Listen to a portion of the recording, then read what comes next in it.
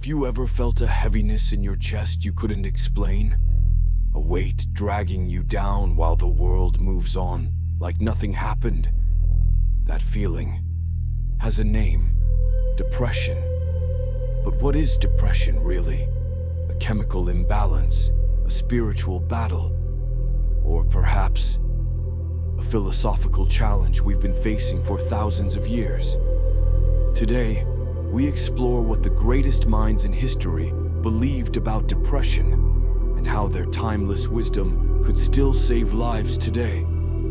Depression is not a modern invention. It's as old as human thought.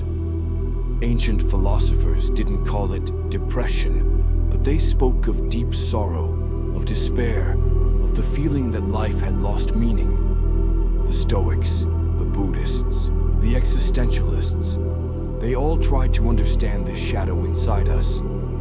Seneca, the Roman Stoic, said, "We suffer more in imagination than in reality." He believed our minds create prisons worse than the world outside. And in ancient India, Buddha described dukkha, the suffering inherent in life, and taught a path to escape it. The Stoics saw emotional pain not as weakness, but as a reaction to misplaced focus. Marcus Aurelius, emperor and philosopher, wrote, "You have power over your mind, not outside events. Realize this, and you will find strength." They taught us, you can't control what happens to you, only how you respond. In a world where depression often stems from feeling helpless, this idea is powerful. Take back control, even if it's just over your breath, your thoughts, your response. This doesn't magically cure the pain, but it gives you a compass in the storm. Buddha didn't deny pain. In fact, his first noble truth was that life is suffering.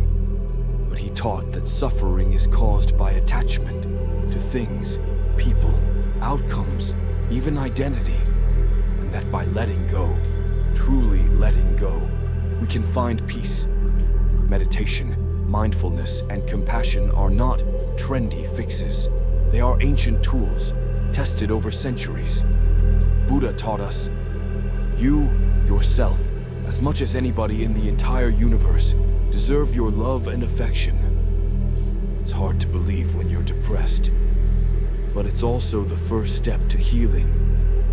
Friedrich Nietzsche didn't want to fix your sadness. He wanted you to use it. He wrote, "One must still have chaos in oneself to be able to give birth to a dancing star." To Nietzsche, depression was the sign of deep reflection, the fire that could forge purpose, art, truth. And Albert Camus, the philosopher of the absurd, asked, "Should we kill ourselves, or accept life's meaninglessness and rebel by living anyway?" He concluded, "We must live, we must laugh, we must love.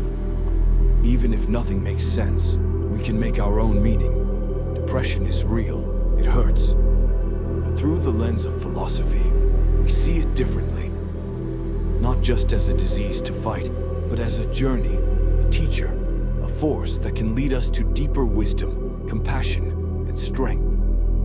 So next time the darkness visits, remember, you're not alone. The greatest minds in history walked through it too, and they left us lanterns to light the way.